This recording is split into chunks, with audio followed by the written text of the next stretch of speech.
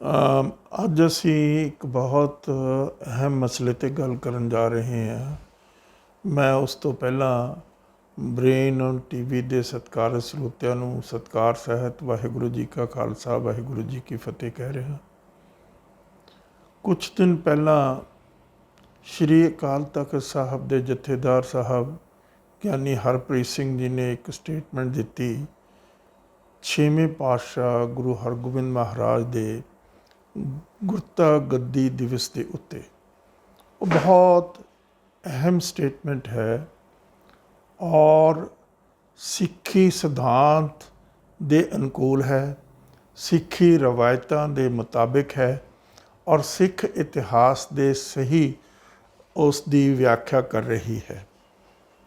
ਉਹਨਾਂ ਨੇ ਕੀ ਕਿਹਾ ਔਰ ਉਸ ਦੇ ਉੱਤੇ ਖਾਮਖਾ ਮਤਲਬ ਕੰਟਰੋਵਰਸੀ ਕ੍ਰੀਏਟ ਕੀਤੀ ਜਾ ਰਹੀ ਹੈ, ਜਾਣ ਬੁੱਝ ਕੇ ਕੀਤੀ ਜਾ ਰਹੀ ਹੈ, ਉਹਨਾਂ ਲੋਕਾਂ ਰਾਹੀਂ ਕੀਤੀ ਜਾ ਰਹੀ ਹੈ ਜਿਹੜੇ ਸਿੱਖ ਸਿਧਾਂਤ ਤੋਂ ਬਿਲਕੁਲ ਬੇਮੁਖ ਹਨ, ਜਿਹੜੇ ਸਿੱਖ ਸਿਧਾਂਤ ਨੂੰ ਸਮਝ ਨਹੀਂ ਸਕੇ, ਨਾ ਉਹਨਾਂ ਨੇ ਸਿੱਖ ਸਿਧਾਂਤ ਬਾਰੇ ਕੁਝ ਪੜ੍ਹਿਆ ਹੈ, ਨਾ ਉਸ ਨੂੰ ਸਮਝਣ ਦੀ ਕੋਸ਼ਿਸ਼ ਕੀਤੀ ਹੈ, ਨਾ ਇਤਿਹਾਸ ਨੂੰ ਕੋਖਿਆ ਹੈ।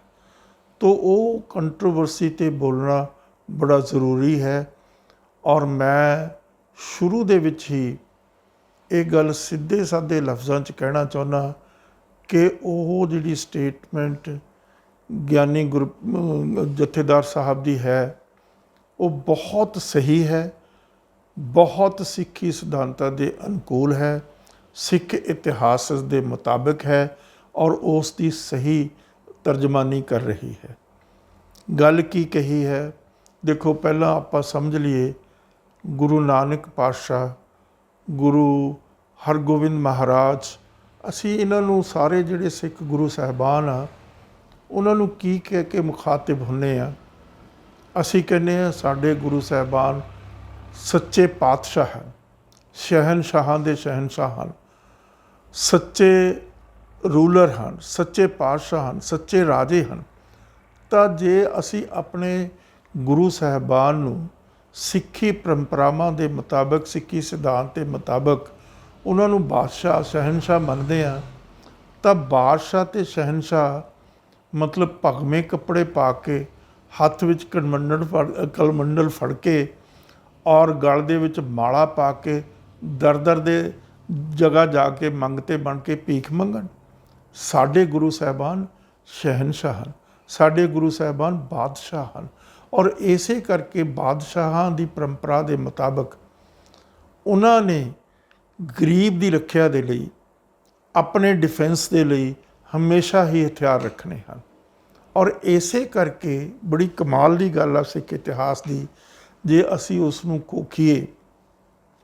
ਦੇਖੋ 6ਵੇਂ ਪਾਤਸ਼ਾਹ ਦੀ ਜੇ ਅਸੀਂ ਮੀਰੀ ਪੀਰੀ ਦੀ ਗੱਲ ਕਰੀਏ, ਉਹ ਤਾਂ ਮੀਰੀ ਪੀਰੀ ਦਾ ਜਿਹੜਾ ਸਿਧਾਂਤ ਆ ਉਸ ਨੂੰ ਤਾਂ ਸਿਧਾਂਤਿਕ ਤੌਰ ਦੇ ਉੱਤੇ ਪਹਿਲੇ ਪਾਤਸ਼ਾਹ ਨੇ, ਗੁਰੂ ਨਾਨਕ ਦੇਵ ਮਹਾਰਾਜ ਨੇ ਉਸ ਨੂੰ ਐਸਟੈਬਲਿਸ਼ ਕੀਤਾ ਆਪਣੀ ਆਈਡੀਓਲੋਜੀ ਰਾਹੀਂ। ਔਰ ਇਸੇ ਤਰੀਕੇ ਨਾਲ ਜੇ ਗੁਰੂ ਨਾਨਕ ਦੇਵ ਮਹਾਰਾਜ ਸਿੱਧੇ ਤੌਰ ਦੇ ਉੱਤੇ ਜਾ ਕੇ ਬਾਦਸ਼ਾਹ ਨੂੰ ਜਾਬਰ ਕਹਿ ਰਹੇ ਆ, ਕਿੱਡੀ ਹੌਸਲੇ ਵਾਲੀ ਗੱਲ ਆ, ਕਿੱਡੀ ਸਮਾਜਿਕ ਰਿਸਪੋਂਸੀਬਿਲਟੀ ਆਪਣੇ ਦੇ ਉੱਤੇ ਲੈ ਕੇ ਕਹਿ ਰਹੇ ਆ। ਔਰ ਉਸ ਵੇਲੇ ਦੇ ਜਿਹੜੇ ਵੀ ਕਿਸੇ ਕਿਸਮ ਦੇ ਹੁਕਮਰਾਨ ਆ ਔਰ ਉਹਨਾਂ ਦੇ ਵਿੱਚ ਜਿਸ ਕਿਸਮ ਦੀ ਕਰੈਕਟਰ ਦੀ ਗਿਰਾਵਟ ਆਈ ਹੋਈ ਹੈ, ਕਰਪਸ਼ਨ ਹੈ ਔਰ ਉਹ ਲੋਕਾਂ ਦੇ ਨਾਲ ਕਿਸ ਕਿਸਮ ਦਾ ਧਰੋਹ, ਕਿਸ ਕਿਸਮ ਦੀ ਉਹਨਾਂ ਦੇ ਨਾਲ ਧੱਕਾਜੋਰੀ ਕਰ ਰਹੇ ਆ, ਰਿਸ਼ਵਤਖੋਰੀ ਕਰ ਰਹੇ ਆ, ਉਹਨਾਂ ਦੇ ਉੱਤੇ ਉਹਨਾਂ ਨੂੰ ਚੇਤਾਵਨੀ ਦੇ ਰਹੇ, ਉਹਨਾਂ ਦੇ ਉੱਤੇ ਉਹਨਾਂ ਨੂੰ ਚੈਲੰਜ ਕਰ ਰਿਹਾ ਕਿ ਇਹ ਤੁਹਾਡੀ ਜ਼ਿੰਮੇਵਾਰੀ ਨਹੀਂ ਹੈ, ਤੁਹਾਡੀ ਜ਼ਿੰਮੇਵਾਰੀ ਹੈ ਰਿਆਇਤ ਜਿਹੜੀ ਹੈ, ਪ੍ਰਜਾ ਜਿਹੜੀ ਹੈ, ਜਿਹੜੀ ਨਿਹੱਥੀ ਹੈ, ਉਸ ਦੀ ਪ੍ਰੋਟੈਕਸ਼ਨ ਕਰਨੀ ਹੈ, ਉਸ ਦੀ ਡਿਫੈਂਸ ਕਰਨੀ ਆ। ਔਰ ਜਿਹੜਾ ਉਹਨਾਂ ਦੇ ਉੱਤੇ ਕਿਸੇ ਕਿਸਮ ਦਾ ਤਸ਼ੱਦਦ ਕਰ ਰਿਹਾ ਉਸ ਦਾ ਤੁਸੀਂ ਮੁਕਾਬਲਾ ਕਰਨਾ ਹੈ। ਤੋ ਗੁਰੂ ਮਹਾਰਾਜ ਦੇ ਜਿਹੜੇ ਗੁਰੂ ਨਾਨਕ ਦੇਵ ਮਹਾਰਾਜ ਨੇ ਸਿੱਖੀ ਸਿਧਾਂਤ ਦੀ ਜਿਹੜੀ ਪਰੰਪਰਾ ਹੈ, ਜਿਸ ਦੇ ਵਿੱਚ, ਜਿਸ ਨੂੰ ਅੰਗਰੇਜ਼ੀ ਦੇ ਵਿੱਚ ਅਸੀਂ ਕਹਿ ਲਈਏ ਸਪਿਰਿਚੁਅਲਿਟੀ ਅਤੇ ਇੰਪੀਰੀਕਲ ਲਾਈਫ ਦਾ ਇੱਕ ਇਨਐਲੀਨੇਬਲ ਕੰਬੀਨੇਸ਼ਨ ਹੈ। ਜਿਹੜੀ ਦੁਨਿਆਵੀ ਜ਼ਿੰਦਗੀ ਹੈ ਔਰ ਦੂਸਰੇ ਪਾਸੇ ਜਿਹੜੀ ਸਪਿਰਿਚੁਅਲਿਟੀ ਹੈ, ਉਹ ਇੱਕ ਹੀ ਸਿਧਾਂਤ ਆ ਸਾਡਾ, ਮੀਰੀ ਪੀਰੀ ਦੇ ਦੋ ਸਿਧਾਂਤ ਨਹੀਂ ਹੈ।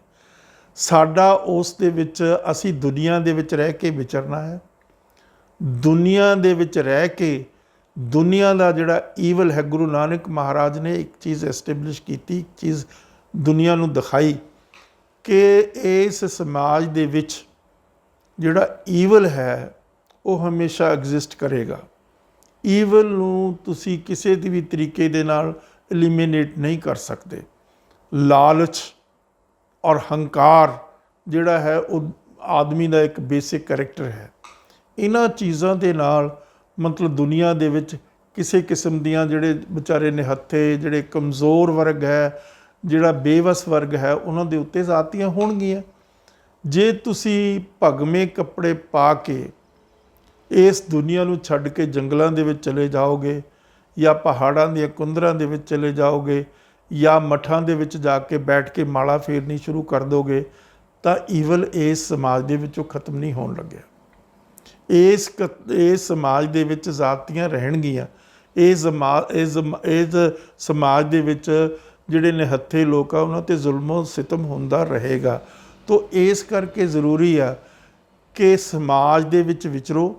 ਸਮਾਜ ਦੇ ਵਿੱਚ ਵਿਚਰ ਕੇ ਜਿਹੜੀਆਂ ਸਮਾਜ ਦੀਆਂ ਕੁਰੀਤੀਆਂ, ਸਮਾਜ ਦੇ ਵਿੱਚ ਜਿਸ ਕਿਸਮ ਦੀ ਗਿਰਾਵਟ ਆਈ ਹੋਈ ਹੈ, ਜਿਸ ਕਿਸਮ ਦਾ ਜ਼ੁਲਮ ਸਿਤਮ ਹੋ ਰਿਹਾ ਹੈ, ਉਸ ਦੇ ਖਿਲਾਫ ਜੱਦੋ ਜਹਿਦ ਕਰੋ, ਸਟਰਗਲ ਕਰੋ। ਔਰ ਇਹੀ ਬਿਊਟੀ ਹੈ, ਇਹੀ ਗ੍ਰੇਟਨੈਸ ਅਤੇ ਯੂਨੀਕਨੈਸ ਹੈ ਸਿੱਖ ਧਰਮ ਦੀ। ਜਿਹੜੇ ਦੂਜੇ ਧਰਮਾਂ ਦੇ ਵਿੱਚ, ਮੈਂ ਕਿਸੇ ਦੀ ਨਿੰਦਿਆ ਨਹੀਂ ਕਰ ਰਿਹਾ, ਹਿੰਦੂਇਜ਼ਮ ਦੇ ਵਿੱਚ ਜਿਹੜੀ ਸਾਲਵੇਸ਼ਨ ਰਿਲੀਜਨ ਜਿਹਨਾਂ ਨੂੰ ਅਸੀਂ ਕਹਿੰਦੇ ਹਾਂ, ਬੁੱਧਿਜ਼ਮ ਦੇ ਵਿੱਚ, ਜੈਨਿਜ਼ਮ ਦੇ ਵਿੱਚ ਜਾਂ ਦੂਸਰੇ ਧਰਮਾਂ ਦੇ ਵਿੱਚ ਸਾਲਵੇਸ਼ਨ ਸਿਸਟਮਸ ਉਹਨਾਂ ਨੂੰ ਕਿਹਾ ਜਾਂਦਾ ਕਿ ਉਹ ਆਪਣੀ ਪਰਸਨਲ ਸਾਲਵੇਸ਼ਨ ਦੇ ਲਈ ਉਹ ਜੰਗਲਾਂ ਦੇ ਵਿੱਚ ਚਲੇ ਜਾਂਦੇ ਆ, ਉਹ ਮਾਲਾ ਪਾ ਲੈਂਦੇ ਆ, ਉਹ ਭਗਵੇਂ ਕੱਪੜੇ ਪਾ ਲੈਂਦੇ ਆ ਔਰ ਇਸੇ ਤਰੀਕੇ ਦੇ ਨਾਲ ਉਹ ਮੱਠਾਂ ਦੇ ਵਿੱਚ ਜਾ ਬੈਠਦੇ ਆ ਕਿ ਬਸ ਅਸੀਂ ਇੱਥੇ ਮਾਲਾ ਫੇਰ ਕੇ ਮਤਲਬ ਦੁਨੀਆ ਦੇ ਵਿੱਚ ਸੁਧਾਰ ਕਰ ਲਾਂਗੇ, ਦੁਨੀਆ ਦੇ ਜਿਹੜਾ ਤਸ਼ੱਦਦ ਹੋ ਰਿਹਾ, ਜਿਹੜਾ ਜ਼ੁਲਮੋ ਸਿਤਮ ਹੋ ਰਿਹਾ, ਉਸ ਨੂੰ ਅਸੀਂ ਦੂਰ ਕਰ ਲਾਂਗੇ। ਪਰ ਗੁਰੂ ਇਸ ਗੱਲ ਦੇ ਟੋਟਲ ਵਿਰੋਧ 'ਚ ਆ। ਗੁਰੂ ਸੈਲੀਬੇਸੀ ਦੇ ਖਿਲਾਫ ਆ ਕਿ ਤੁਸੀਂ ਇਹ ਕਹੋ ਵੀ ਮੈਂ ਤਾਂ ਜਿਹੜਾ ਸਮਾਜ ਦੇ ਵਿੱਚ ਵਿਚਰਨਾ ਹੀ ਨਹੀਂ, ਮੈਂ ਸਮਾਜ ਦੇ ਵਿੱਚ ਸਮਾਜ ਦੀਆਂ ਜ਼ਿੰਮੇਵਾਰੀਆਂ ਮੈਂ ਲੈਣੀਆਂ ਹੀ ਨਹੀਂ, ਮੈਂ ਸ਼ਾਦੀ ਨਹੀਂ ਕਰਾਉਣੀ, ਮੈਂ ਹਮੇਸ਼ਾ ਇੱਕ ਕਿਸਮ ਦਾ ਆਪਣਾ ਆਪ ਹੀ ਮਤਲਬ ਦੇਖਣਾ, ਆਪਣੇ ਆਪ ਦਾ ਹੀ ਨੂੰ ਸੰਭਾਲਣਾ, ਸਮਾਜ ਦੇ ਵਿੱਚ ਰਹਿਣਾ ਹੈ, ਸਮਾਜ ਦੀਆਂ ਜ਼ਿੰਮੇਵਾਰੀਆਂ ਲੈਣੀਆਂ। ਇਹੀ ਸਿੱਖ ਧਰਮ ਹੈ, ਇਹੀ ਸਿੱਖ ਰਿਲੀਜਨ ਹੈ, ਇਹੀ ਸਿੱਖੀਜ਼ਮ ਦੀ ਯੂਨੀਕਨੈਸ ਅਤੇ ਗ੍ਰੇਟਨੈਸ ਅਤੇ ਗ੍ਰੈਂਜਰ ਹੈ। ਤੋ ਗੁਰੂ ਨਾਨਕ ਮਹਾਰਾਜ ਦੇ ਦੱਸੇ ਸਿਧਾਂਤ ਨੂੰ ਅੱਗੇ ਚੱਲਦਿਆਂ ਸਾਰੇ ਗੁਰੂ ਸਾਹਿਬਾਨ ਨੇ, ਹੁਣ ਦੇਖ ਲਓ ਗੁਰੂ ਨਾਨਕ ਦੇਵ ਮਹਾਰਾਜ ਦਾ ਆਪਣਾ ਬੇਟਾ ਮਤਲਬ ਉਹ ਵੀ ਇਸੇ ਕਿਸਮ ਦੇ ਜਿਹੜੇ ਚੱਕਰ ਦੇ ਵਿੱਚ ਪੈ ਗਿਆ। ਉਸ ਨੇ ਸਮਾਜ ਨੂੰ ਤਿਆਗ ਕੇ ਸੈਲੀਬੇਸੀ ਵਾਲਾ ਜਿਹੜਾ ਰਸਤਾ ਅਖਤਿਆਰ ਕਰ ਲਿਆ ਵੀ ਮੈਂ ਤਾਂ ਮਤਲਬ ਕਿਸੇ ਕਿਸਮ ਦਾ ਸ਼ਾਦੀ ਨਹੀਂ ਕਰਨੀ, ਮੈਂ ਬੱਚੇ ਪੈਦਾ ਨਹੀਂ ਕਰਨੇ, ਮੈਂ ਸਮਾਜ ਦੇ ਵਿੱਚ ਰਹਿਣਾ ਨਹੀਂ। ਤੋ ਇਸ ਗੱਲ ਦੇ ਉੱਤੇ ਹੀ ਗੁਰੂ ਨਾਨਕ ਮਹਾਰਾਜ ਨੇ ਆਪਣੇ ਸਿਧਾਂਤ ਦੀ, ਆਪਣੀ ਵਿਚਾਰਧਾਰਾ ਦੀ ਜਿਹੜੀ ਜ਼ਿੰਮੇਵਾਰੀ ਆ ਗੁਰੂ ਅੰਗਦ ਦੇਵ ਮਹਾਰਾਜ ਨੂੰ ਸੌਂਪੀ। ਕਿਉਂਕਿ ਗੁਰੂ ਅੰਗਦ ਦੇਵ ਜਿਹੜੇ ਲਹਿਣਾ ਜੀ ਸੀ ਉਹ ਗੁਰੂ ਦੇ ਵਿਚਾਰਾਂ ਦੇ ਉੱਤੇ ਪੂਰੇ ਉਤਰਦੇ ਸੀ, ਗੁਰੂ ਦੇ ਸਿਧਾਂਤ ਨੂੰ ਸਮਝਦੇ ਸੀ ਔਰ ਗੁਰੂ ਦੇ ਸਿਧਾਂਤ ਨੂੰ ਅੱਗੇ ਲਿਜਾ ਕੇ ਚਲਾਉਣਾ ਚਾਹੁੰਦੇ ਸੀ। ਇਸੇ ਕਰਕੇ ਗੁਰੂ ਨਾਨਕ ਦੇਵ ਮਹਾਰਾਜ ਨੇ ਆਪਣੀ ਜ਼ਿੰਦਗੀ ਦੇ ਵਿੱਚ ਸਾਰੀਆਂ ਜ਼ਿੰਮੇਵਾਰੀਆਂ, ਸਾਰੀ ਜਿਹੜੀ ਲੀਡਰਸ਼ਿਪ ਸੀ ਉਹਨਾਂ ਨੂੰ ਹੈਂਡਓਵਰ ਕਰ ਦਿੱਤੀ ਕਿ ਨਾ ਹੁਣ ਤੁਸੀਂ ਗੁਰੂ ਹੋ ਔਰ ਮੇਰੇ ਪੈਰਾਮੀਟਰਸ ਦੇ ਉੱਤੇ, ਮੇਰੇ ਸਿਧਾਂਤ ਦੇ ਉੱਤੇ ਤੁਸੀਂ ਚੱਲ ਕੇ ਸਮਾਜ ਦੀ ਸੇਵਾ ਕਰਨੀ ਹੈ, ਸਮਾਜ ਨੂੰ ਉੱਚਾ ਉਠਾਉਣਾ ਹੈ। ਤਾਂ ਇਸੇ ਤਰੀਕੇ ਨਾਲ ਗੁਰੂ ਅਮਰਦਾਸ, ਗੁਰੂ ਰਾਮਦਾਸ, ਗੁਰੂ ਅਰਜਨ ਦੇਵ ਮਹਾਰਾਜ, ਗੁਰੂ ਅਰਜਨ ਦੇਵ ਮਹਾਰਾਜ ਦਾ ਬਹੁਤ ਬੜਾ ਇੱਕ ਸੰਦੇਸ਼ ਹੈ ਸਿੱਖ ਸੰਗਤ ਨੂੰ। ਜਿਹੜੀ ਸੰਗਤ ਬਹੁਤ ਸਾਰੇ ਗੁਰੂ ਦੇ ਲਈ, ਸੇਵਾ ਦੇ ਲਈ ਕੁਛ ਨਾ ਕੁਛ ਲੈ ਕੇ ਆਉਂਦੇ ਸੀ, ਤਾਂ ਮਹਾਰਾਜ ਨੇ ਕਿਹਾ ਵੀ ਹੁਣ ਤੁਸੀਂ ਜੇ ਮੇਰੇ ਲਈ ਕੋਈ ਕਿਸੇ ਕਿਸਮ ਦੀ ਮਾਇਆ ਨਹੀਂ ਲੈ ਕੇ ਆਉਣੀ, ਕਿਸੇ ਕਿਸਮ ਦੀਆਂ ਹੋਰ ਚੀਜ਼ਾਂ ਨਹੀਂ ਲੈ ਕੇ ਆਉਣੀਆਂ, ਸਿਰਫ ਤੇ ਤੁਸੀਂ ਘੋੜੇ ਤੇ ਹਥਿਆਰ ਲੈ ਕੇ ਆਉਣੇ। ਗੁਰੂ ਅਰਜਨ ਦੇਵ ਮਹਾਰਾਜ ਦਾ ਸੰਦੇਸ਼ਾ ਹੈ। ਗੁਰੂ ਅਰਜਨ ਦੇਵ ਮਹਾਰਾਜ ਦਾ ਸਿੱਖ ਸੰਗਤ ਨੂੰ ਜਿਹੜੀ ਦੁਨੀਆ ਦੇ ਵਿੱਚ ਵਿਚਰ ਰਹੀ ਆ, ਇਹ ਉਹਨਾਂ ਦਾ ਮੈਸੇਜ ਹੈ ਕਿ ਜੇ ਤੁਸੀਂ ਹੁਣ ਮੇਰੇ ਕੋਲ ਲੈ ਕੇ ਆਉਣਾ ਹੈ, ਜਾਂ ਮੈਨੂੰ ਕਿਸੇ ਕਿਸਮ ਦੀ ਤੁਸੀਂ ਭੇਟਾ ਕਰਨੀ ਹੈ, ਉਹ ਭੇਟਾ ਸਿਰਫ ਹਥਿਆਰਾਂ ਦੀ ਹੋਏਗੀ, ਉਹ ਭੇਟਾ ਸਿਰਫ ਘੋੜਿਆਂ ਦੀ ਹੋਏਗੀ, ਹੋਰ ਮੈਨੂੰ ਕਿਸੇ ਚੀਜ਼ ਦੀ ਜ਼ਰੂਰਤ ਨਹੀਂ। ਕਿਉਂਕਿ ਅਸੀਂ ਆਪਣੀ ਵਿਚਾਰਧਾਰਾ ਨੂੰ ਅੱਗੇ ਲੈ ਕੇ ਜਾਣਾ, ਅਸੀਂ ਇਸ ਸਮਾਜ ਦੇ ਵਿੱਚ ਵਿਚਰਨਾ, ਇਸ ਸਮਾਜ ਨੂੰ ਅਸੀਂ ਛੱਡ ਕੇ ਨਹੀਂ ਜਾਣਾ। ਇਸ ਹੁਣ ਗੁਰੂ ਹਰਗੋਬਿੰਦ ਮਹਾਰਾਜ ਜਿਹੜੇ ਉਹਨਾਂ ਦੇ ਜਾਨਸ਼ੀਨ ਸੀ, ਜਿਹੜੇ ਉਹਨਾਂ ਦੇ ਬੇਟੇ ਸੀ, ਉਹਨਾਂ ਨੇ ਜਦੋਂ ਗੁਰਤਾ ਗੱਦੀ ਲਈ ਤਾਂ ਮਹਾਰਾਜ ਨੇ 2 ਤਲਵਾਰਾਂ ਪਾਈਆਂ। ਇੱਕ ਮੈਸੇਜ ਹੈ, ਆਈਡੀਓਲੋਜੀ ਗੁਰੂ ਨਾਨਕ ਦੀ ਹੈ, ਵਿਚਾਰਧਾਰਾ ਗੁਰੂ ਨਾਨਕ ਦੀ ਹੈ, ਮੈਸੇਜ ਗੁਰੂ ਨਾਨਕ ਦਾ ਹੈ। ਉਸੇ ਮੈਸੇਜ ਦੇ ਉੱਤੇ ਗੁਰੂ ਮਹਾਰਾਜ ਨੇ ਕੀ ਕੀਤਾ ਕਿ ਵੀ ਮੈਂ 2 ਤਲਵਾਰਾਂ ਪਾ ਰਹੀ ਹਾਂ, to make the people understand, ਲੋਕਾਂ ਨੂੰ ਸਮਝਾਉਣ ਦੇ ਲਈ, ਲੋਕਾਂ ਦੇ ਮਨ ਦੇ ਵਿੱਚ ਲੋਕਾਂ ਦੀ ਮਾਨਸਿਕਤਾ ਨੂੰ ਬਦਲਣ ਦੇ ਲਈ। ਤਾਂ ਉਹਨਾਂ ਨੇ ਕਿਹਾ ਵੀ ਇੱਕ ਮੀਰੀ ਦੀ ਆ, ਇੱਕ ਪੀਰੀ ਦੀ ਆ। ਮੀਰੀ ਤੇ ਪੀਰੀ ਦੀ ਦੋਨੇ ਤਲਵਾਰਾਂ ਦੋਨੇ ਮਾਲਾ ਨਹੀਂ ਹੈ, ਮਾफ़ ਕਰਨਾ। ਇੱਥੇ ਗੱਲ ਸਮਝਣੀ ਬਹੁਤ ਜ਼ਿਆਦਾ ਹੈ, ਜ਼ਰੂਰੀ ਹੈ। ਸਿੱਖੀ ਕੀ ਹੈ? Use of force for the righteous causes. ਸੱਚੇ ਧਰਮ ਦੇ ਲਈ, ਸੱਚਾਈ ਦੇ ਲਈ, ਮਨੁੱਖਤਾ ਦੇ ਲਈ, ਗਰੀਬਾਂ ਦੇ ਲਈ, ਨਿਹੱਥਿਆਂ ਦੇ ਲਈ, ਕਮਜ਼ੋਰਾਂ ਦੇ ਲਈ ਯੂਜ਼ ਆਫ ਫੋਰਸ ਜਸਟੀਫਾਈਡ ਹੈ।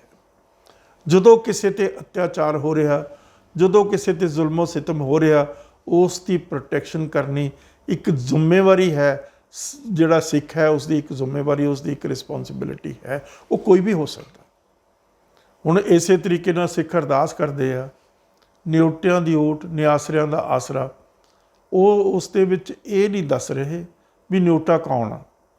ਨਿਉਟਾ ਸਿੱਖ ਵੀ ਹੋ ਸਕਦਾ, ਨਿਆਸਰਾ ਸਿੱਖ ਵੀ ਹੋ ਸਕਦਾ, ਨਿਉਟਾ ਹਿੰਦੂ ਵੀ ਹੋ ਸਕਦਾ, ਨਿਆਸਰਾ ਹਿੰਦੂ ਵੀ ਹੋ ਸਕਦਾ, ਨਿਉਟਾ ਮੁਸਲਮਾਨ ਵੀ ਹੋ ਸਕਦਾ, ਨਿਉਟਾ ਜਿਹੜਾ ਨਿਆਸਰਾ ਉਹ ਵੀ ਮੁਸਲਮਾਨ ਹੋ ਸਕਦਾ।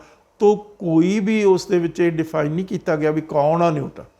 ਕੋਈ ਵੀ ਹੋ ਸਕਦਾ, ਕੋਈ ਬੇਅਸਰਾ ਹੋ ਸਕਦਾ, ਕੋਈ ਕਮਜ਼ੋਰ ਹੋ ਸਕਦਾ, ਕਿਸੇ ਤੇ ਵੀ ਜ਼ੁਲਮ ਹੋ ਸਕਦਾ। ਉਸ ਜ਼ੁਲਮ ਦੇ ਖਿਲਾਫ ਹਾਂ ਦਾ ਨਾਰਾ ਮਾਰਨਾ ਔਰ ਉਸ ਜ਼ੁਲਮ ਦੇ ਖਿਲਾਫ, ਜ਼ਾਲਮ ਦੇ ਨਾਲ ਤੁਸੀਂ ਲੜਨਾ। ਤੋ ਹਥਿਆਰਾਂ ਦੀ ਜਿਹੜੀ ਜਸਟੀਫਿਕੇਸ਼ਨ ਹੈ ਉਹ ਗੁਰੂ ਨਾਨਕ ਦੇ ਸਿਧਾਂਤ ਦੇ ਮੁਤਾਬਕ ਹੈ ਕਿ ਇਸ ਦੁਨੀਆ ਦੇ ਵਿੱਚ ਜਿਹੜਾ ਈਵਲ ਐਗਜ਼ਿਸਟ ਕਰ ਰਿਹਾ ਹੈ, ਉਸ ਈਵਲ ਨੂੰ ਇਸੇ ਤਰੀਕੇ ਨਾਲ ਤੁਸੀਂ ਬਚਾ ਸਕਦੇ ਹੋ ਸਮਾਜ ਨੂੰ, ਜੇ ਤੁਸੀਂ use of force for the righteous causes. ਸੱਚੇ ਕੌਜ਼ ਦੇ ਲਈ ਫੋਰਸ ਨੂੰ ਯੂਜ਼ ਕਰਨਾ 100% ਜਸਟੀਫਾਈਡ ਹੈ। ਤੋ ਇਸ ਦੇ ਮੁਤਾਬਕ ਜੋ ਜਥੇਦਾਰ ਸਾਹਿਬ ਨੇ ਬਿਆਨ ਦਿੱਤਾ ਉਹ ਬਿਲਕੁਲ ਠੀਕ ਹੈ, ਬਿਲਕੁਲ ਗੁਰੂ ਦੇ ਸਿਧਾਂਤ ਦੇ ਮੁਤਾਬਕ ਹੈ, ਉਹੀ ਵਿਚਾਰਧਾਰਾ ਦੇ ਅਨੁਕੂਲ ਹੈ। ਦੇਖੋ ਹੁਣ ਪੰਜਾਬ ਦੇ ਚੀਫ ਮਿਨਿਸਟਰ ਭਗਵੰਤ ਮਾਨ, ਮੈਂ ਸਿੰਘ ਨਹੀਂ ਉਹਨਾਂ ਦੇ ਨਾਲ ਲਾਉਂਦਾ ਕਿਉਂਕਿ ਸਿੰਘ ਉਹ ਆਪ ਹੀ ਨਹੀਂ ਲਿਖਦੇ। ਭਗਵੰਤ ਮਾਨ ਨੇ ਸਟੇਟਮੈਂਟ ਦਿੱਤੀ ਕਿ ਤੁਸੀਂ ਇਹ ਇੱਕ ਗਲਤ ਬਿਆਨ ਦਿੱਤਾ, ਉਸ ਨੂੰ ਕ੍ਰਿਟੀਸਾਈਜ਼ ਕਰਨ ਦੀ ਕੋਸ਼ਿਸ਼ ਕੀਤੀ। ਭਗਵੰਤ ਮਾਨ ਨੇ ਨਾ ਤਾਂ ਕਦੇ ਇਤਿਹਾਸ ਪੜ੍ਹਿਆ, ਨਾ ਇਤਿਹਾਸ ਕੋਖਿਆ, ਨਾ ਸਿੱਖੀ ਵਿਚਾਰਧਾਰਾ ਨੂੰ ਸਮਝਣ ਦੀ ਕੋਸ਼ਿਸ਼ ਕੀਤੀ ਆ। ਕਾਲਜ ਦੇ ਵਿੱਚ ਦਾਖਲ ਹੋ ਗਏ, ਕਮੇਡੀਅਨ ਸੀਗੇ, ਉਸ ਗੱਲ ਦੇ ਵਿੱਚ ਡਰੋਪ ਆਊਟ ਆ ਕਾਲਜ ਤੋਂ। ਮੈਨੂੰ ਦੱਸੋ ਕਿਹੜੀ ਕਿਤਾਬ ਉਹਨਾਂ ਨੇ ਪੜ੍ਹੀ ਆ ਸਿੱਖੀ ਦੀ, ਜਿਸ ਕਿਤਾਬ ਦੇ ਵਿੱਚੋਂ ਉਹ ਵਿਚਾਰਧਾਰਾ ਲੈ ਕੇ ਸ਼੍ਰੀ ਅਕਾਲ ਤਖ਼ਤ ਸਾਹਿਬ ਦੇ ਜਥੇਦਾਰ ਸਾਹਿਬ ਨੂੰ ਕ੍ਰਿਟੀਸਾਈਜ਼ ਕਰਨ ਦੀ ਕੋਸ਼ਿਸ਼ ਕਰ ਰਹੇ। ਇਸੇ ਤਰੀਕੇ ਦੇ ਨਾਲ ਉਹ ਰਾਜਾ ਵੜਿੰਗ ਹੈ, ਉਹਦੀ ਕੀ ਹੈਸੀਅਤ ਆ, ਉਹਦਾ ਕੀ ਐਕੈਡੈਮਿਕ ਲੈਵਲ ਹੈ, ਉਸ ਦੀ ਕੀ ਅੰਡਰਸਟੈਂਡਿੰਗ ਹੈ, ਕਿਸ ਕਿਸਮ ਦਾ ਉਹਨੇ ਇਤਿਹਾਸ ਸਿੱਖੇ, ਇਤਿਹਾਸ ਨੂੰ ਪੜ੍ਹਿਆ। ਤੋ ਇਹ ਸਾਰੀਆਂ ਚੀਜ਼ਾਂ ਜਿਹੜੀਆਂ ਹੋ ਰਹੀਆਂ, ਮੈਂ ਪੁੱਛਣਾ ਚਾਹੁੰਦਾ ਭਗਵੰਤ ਮਾਨ ਤੋਂ, ਪੰਜਾਬ ਦੇ ਵਿੱਚ ਜਗ੍ਹਾ ਜਗ੍ਹਾ 'ਤੇ ਸ਼ਾਖਾ ਲੱਗਦੀਆਂ, ਹਰ ਕਸਬੇ 'ਚ ਲੱਗਦੀ ਆ, ਹਰ ਸ਼ਹਿਰ ਦੇ ਵਿੱਚ ਲੱਗਦੀ ਆ, ਤਾਂ ਬਗੈਰ ਕਿਸੇ ਲਾਇਸੈਂਸ ਤੋਂ, ਬਗੈਰ ਸਰਕਾਰ ਦੀ ਸੈਂਕਸ਼ਨ ਤੋਂ, ਬਗੈਰ ਸਰਕਾਰ ਦੀ ਅਥਾਰਟੀ ਤੋਂ ਉੱਥੇ ਜਿਹੜੇ RSS ਵਾਲੇ ਆ ਖੁੱਲ੍ਹੇਆਮ ਸਰਕਾਰੀ ਬਿਲਡਿੰਗਾਂ ਦੇ ਵਿੱਚ, ਸਰਕਾਰੀ ਜਿਹੜੇ ਗਰਾਊਂਡ ਆ ਸ਼ਹਿਰਾਂ ਦੇ ਵਿੱਚ ਜਾਂ ਕਸਬਿਆਂ ਦੇ ਵਿੱਚ, ਉੱਥੇ ਹਥਿਆਰ ਲੈ ਕੇ ਹਰ ਰੋਜ਼ ਸੁਬਾਹ ਸ਼ਾਮ ਐਕਸਰਸਾਈਜ਼ ਕਰਾਉਂਦੇ ਆ ਔਰ ਖੁੱਲ੍ਹੇ ਤੌਰ ਦੇ ਉੱਤੇ ਉਹਨਾਂ ਦੇ ਜਿਹੜੇ ਵਿਚਾਰਕ ਤੇ ਲੀਡਰ ਸਾਧੂ ਸੰਤ ਜਿਹੜੇ ਹੈਗੇ ਆ ਉਹ ਕਹਿ ਰਹੇ ਆ ਵੀ ਜਿਹੜੇ ਹਿੰਦੂ ਹੈ ਉਹਨਾਂ ਨੂੰ ਹਥਿਆਰ ਲੈਣੇ ਚਾਹੀਦੇ ਆ, ਹਥਿਆਰ ਲੈ ਕੇ ਉਹਨਾਂ ਨੂੰ ਮਤਲਬ ਮੁਸਲਮਾਨਾਂ 'ਤੇ ਅਤਿਆਚਾਰ ਕਰਨਾ ਚਾਹੀਦਾ। ਜਿਹੜੀ ਇਸ ਕਿਸਮ ਦੀ ਚੀਜ਼ ਹੈ ਇਹ ਸੈਂਕਟੀਫਾਈਡ ਨਹੀਂ ਹੈ ਸਿੱਖੀਜ਼ਮ ਦੇ ਵਿੱਚ। ਅਸੀਂ ਹਥਿਆਰ ਜਿਹੜੀ ਕਿਰਪਾਨ ਆ ਉਸ ਦੀ ਜਿਹੜੀ ਡੈਫੀਨੇਸ਼ਨ ਆ ਉਹ ਵੀ ਅਸੀਂ ਬਦਲ ਦਿੱਤੀ ਹੈ। ਪਹਿਲਾਂ ਤਲਵਾਰ ਸੀ, ਤਲਵਾਰ ਦੀ ਜਿਹੜੀ ਡੈਫੀਨੇਸ਼ਨ ਆ ਉਹ ਬਦਲ ਕੇ ਮਹਾਰਾਜ ਨੇ ਕਿਰਪਾਨ ਰੱਖ ਦਿੱਤੀ। ਔਰ ਕਿਰਪਾਨ ਦਾ ਜਿਹੜਾ ਸੈਂਕਟਿਟੀ ਆ ਉਹ ਇੰਡੀਅਨ ਕਨਸਟੀਟਿਊਸ਼ਨ 'ਚ ਆਰਟੀਕਲ 25 'ਚ ਸਿੱਖਾਂ ਨੂੰ ਦਿੱਤੀ ਹੋਈ ਹੈ, ਕਿਉਂਕਿ ਸਿੱਖਾਂ ਦੇ ਲਈ ਇਹ ਇੱਕ ਰਿਲੀਜੀਅਸ ਸਿੰਬਲ ਹੈਗੇ ਸਾਡੇ, ਇਹ ਸਾਡੇ ਇਨਏਲੀਨੇਬਲ ਪਾਰਟ ਆ ਸਿੱਖੀ ਦੇ, ਮਤਲਬ ਸਿੱਖ ਦੇ ਇਨਏਲੀਨੇਬਲ ਪਾਰਟ ਹੈ ਉਹਨਾਂ ਦੇ ਪਹਿਰਾਵੇ ਦਾ, ਉਹਨਾਂ ਦੇ ਜੀਵਨ ਦਾ। ਤੋ ਬੜੀ ਵੱਡੀ ਗੱਲ ਹੈ ਜੇ ਇਸ ਨੂੰ ਸਮਝਣ ਦੀ ਕੋਸ਼ਿਸ਼ ਕਰੀਏ। ਕਿਸ ਤਰ੍ਹਾਂ ਵੱਡੀ ਗੱਲ ਹੈ? ਇਹ ਇਨਸਿਗਨੀਆ ਹੈ। ਕਿਸ ਚੀਜ਼ ਦਾ ਇਨਸਿਗਨੀਆ ਹੈ? ਆਮ ਇਹ ਕਿਹਾ ਜਾਂਦਾ ਕਿ ਫਲਾਨੀ ਫੌਜ ਜਦੋਂ ਹਾਰੀ ਕਿਸੇ ਵੀ ਬੈਟਲਫੀਲਡ ਦੇ ਵਿੱਚ, ਕਿਸੇ ਵੀ ਵਾਰ ਦੇ ਵਿੱਚ, ਕਿਸੇ ਵੀ ਲੜਾਈ ਦੇ ਵਿੱਚ, ਕਿਸੇ ਵੀ ਜੰਗ ਦੇ ਵਿੱਚ, ਦੇ ਲੇਡ ਡਾਊਨ ਦੇਅਰ ਆਰਮਸ, ਉਹਨਾਂ ਨੇ ਆਪਣੇ ਹਥਿਆਰ ਸਿੱਟ ਦਿੱਤੇ। ਤਾਂ ਗੁਰੂ ਮਹਾਰਾਜ ਨੇ 10ਵੇਂ ਪਾਤਸ਼ਾਹ ਨੇ ਜਦੋਂ ਖਾਲਸੇ ਦੀ ਸਿਰਜਣਾ ਕੀਤੀ, ਗੁਰੂ ਨਾਨਕ ਦੀ ਆਈਡੀਓਲੋਜੀ ਦੀ ਫੁਲਫਿਲਮੈਂਟ ਹੈ ਖਾਲਸੇ ਦੀ ਸਿਰਜਣਾ।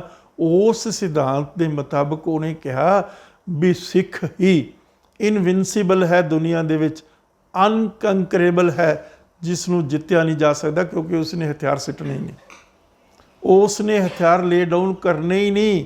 ਜਿਹੜਾ ਹਥਿਆਰ, ਜਿਹੜਾ ਮਤਲਬ ਰਿਲੀਜੀਅਸ ਸਿੰਬਲ, ਜਿਹੜਾ ਰਿਲੀਜੀਅਸ ਇਨਸਿਗਨੀਆ ਗੁਰੂ ਨੇ ਸਾਨੂੰ ਦਿੱਤਾ ਹੋਇਆ, ਉਹ ਅਸੀਂ ਉਸ ਨੂੰ 24 ਘੰਟੇ ਆਪਣੇ ਸਰੀਰ ਦੇ ਨਾਲ ਲਾਈ ਰੱਖਣਾ। ਤੋ ਸਾਡੇ ਲਈ ਜਿਹੜੀ ਇਸ ਕਿਸਮ ਦਾ ਈਡੀਅਮ ਯੂਜ਼ ਕੀਤਾ ਜਾਂਦਾ ਕਿ ਫਲਾਨੀ ਫੌਜ ਨੇ ਆਰਮਸ ਲੇ ਡਾਊਨ ਕਰ ਦਿੱਤੇ।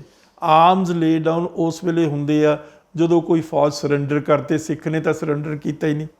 ਮੈਂ ਪੁੱਛਣਾ ਚਾਹੁੰਦਾ, ਇਸ ਕਿਸਮ ਦੇ ਜਿਹੜੇ ਬੇਤੁਕੇ ਬਿਆਨ ਦਿੱਤੇ ਜਾ ਰਹੇ ਆ, ਜੇ ਸਿੱਖ ਇਤਿਹਾਸ ਦੇ ਵਿੱਚ ਇੱਕ ਸਵਾਲ ਹੈ ਮੇਰਾ ਭਗਵੰਤ ਮਾਨ ਨੂੰ ਵੀ ਆ, ਉਹ ਰਾਜਾ ਵੜਿੰਗ ਨੂੰ ਵੀ ਆ, ਜਾਂ ਹੋਰ ਇਸ ਕਿਸਮ ਦੇ ਜਿਹੜੇ ਬੇਤੁਕੀਆਂ ਗੱਲਾਂ ਕਰਦੇ ਆ, ਜੇ ਸਿੱਖ ਹਥਿਆਰ ਨਾ ਯੂਜ਼ ਕਰਦੇ, ਜੇ ਸਿੱਖ ਹਥਿਆਰ ਨਾ ਯੂਜ਼ ਕਰਦੇ, ਮੈਨੂੰ ਜਵਾਬ ਦਿਓ ਤਾਂ ਇਸ ਖਿੱਤੇ ਦਾ ਇਤਿਹਾਸ ਕੀ ਹੁੰਦਾ, ਇਸ ਖਿੱਤੇ ਦੀ ਹਿਸਟਰੀ ਕੀ ਹੁੰਦੀ। ਤੋ ਆਪਣੇ ਇਮੈਜਿਨ ਕਰਕੇ ਦੇਖੋ ਕਿ ਸਿੱਖਾਂ ਨੇ ਇੱਕ ਇਸ ਕਿਸਮ ਦਾ ਇਤਿਹਾਸ ਰਚਿਆ ਕਿਰਪਾਨ ਦੇ ਸਿਰ ਦੇ ਉੱਤੇ। ਔਰ ਜਿਹੜੀ ਲੀਗੇਸੀ ਹੈ ਗੁਰੂਆਂ ਦੀ, ਜਿਹੜੀ ਗੁਰੂਆਂ ਦੀ ਵਿਚਾਰਧਾਰਾ ਦੇ ਉੱਤੇ, ਜਿਸ ਦਾ ਸਾਨੀ ਦੁਨੀਆ ਦੇ ਇਤਿਹਾਸ ਦੇ ਵਿੱਚ ਕੋਈ ਨਹੀਂ। 5000 ਇਤਿਹਾਸਕਾਰ BBC ਨੇ ਅਪੁਆਇੰਟ ਕੀਤੇ 2 ਸਾਲ ਪਹਿਲਾਂ ਕਿ ਸਾਨੂੰ ਦੱਸੋ ਕਿ ਦੁਨੀਆ ਵਿੱਚ ਸਭ ਤੋਂ ਬਿਹਤਰੀਨ ਰਾਜ ਕਿਹੜਾ ਸੀ, ਜਿਸ ਰਾਜ ਦੇ ਵਿੱਚ ਕਿਸੇ ਨਾਲ ਕਿਸੇ ਕਿਸਮ ਦਾ ਧਾਰਮਿਕ ਤੌਰ 'ਤੇ, ਜ਼ਬਾਨ ਤੌਰ ਦੇ ਉੱਤੇ, ਖਿੱਤੇ ਦੇ ਤੌਰ ਦੇ ਉੱਤੇ, ਰੇਸ ਦੇ ਤੌਰ ਦੇ ਉੱਤੇ, ਧਰਮ ਦੇ ਤੌਰ ਦੇ ਉੱਤੇ ਕਿਸੇ ਨਾਲ ਕਿਸੇ ਕਿਸਮ ਦਾ ਵਿਤਕਰਾ ਨਾ ਹੋਇਆ ਹੋਵੇ।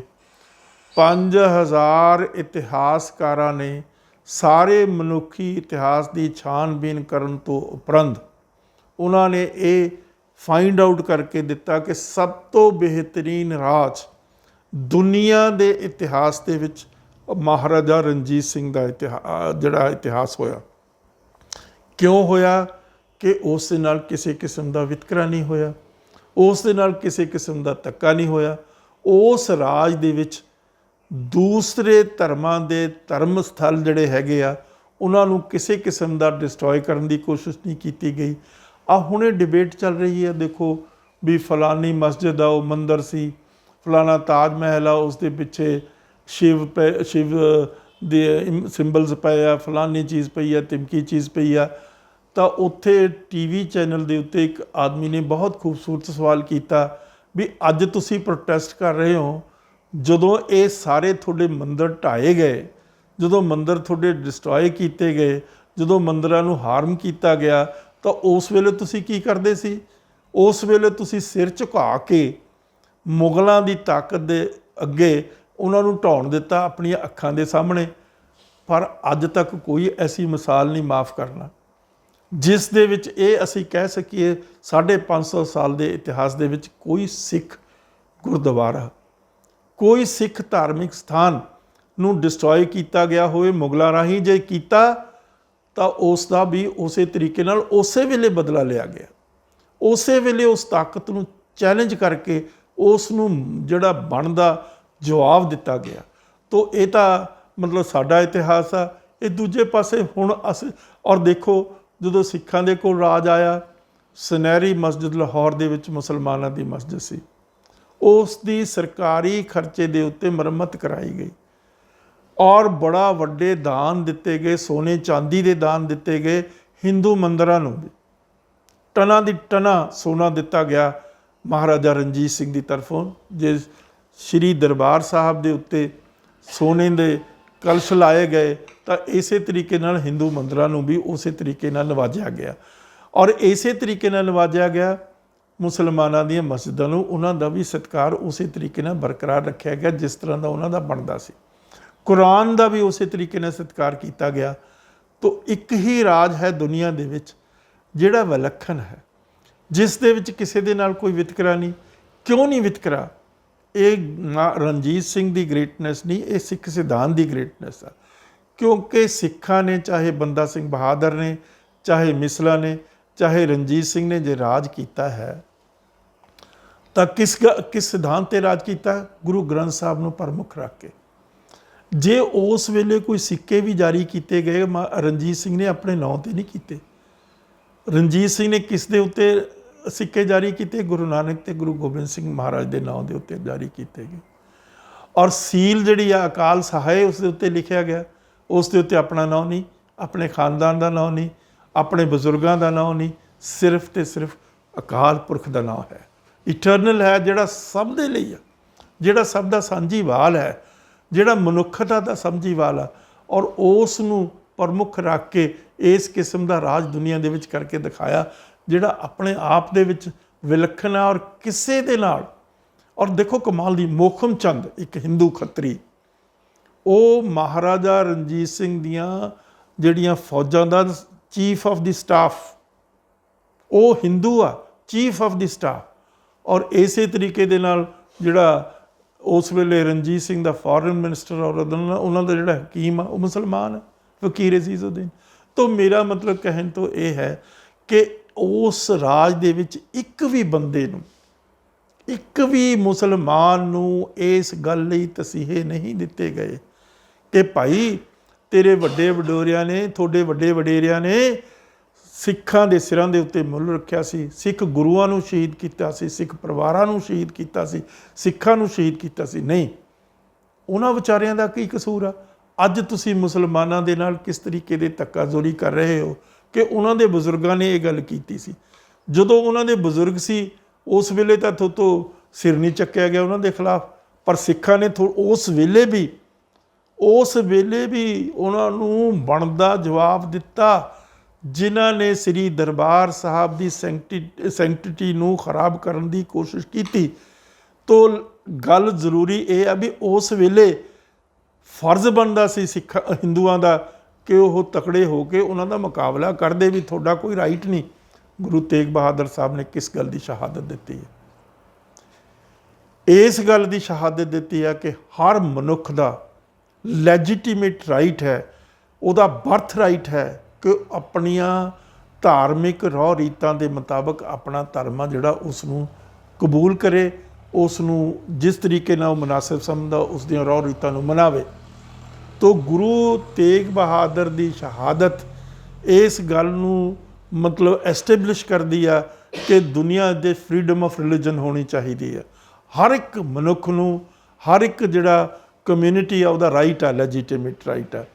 ਹੁਣ ਦੇਖੋ ਗੱਲ ਕਰੀ ਜਾਂਦੇ ਆ ਮਤਲਬ ਇਸ ਕਿਸਮ ਦੇ ਜਿਹੜੇ ਬੇਤੁਕੇ ਇਨਸਾਨ ਆ ਜਿਨ੍ਹਾਂ ਨੂੰ ਕਿਸੇ ਗੱਲ ਦੀ ਸਮਝ ਨਹੀਂ, ਜਿਨ੍ਹਾਂ ਨੂੰ ਕਿਸੇ ਗੱਲ ਦਾ ਗਿਆਨ ਨਹੀਂ।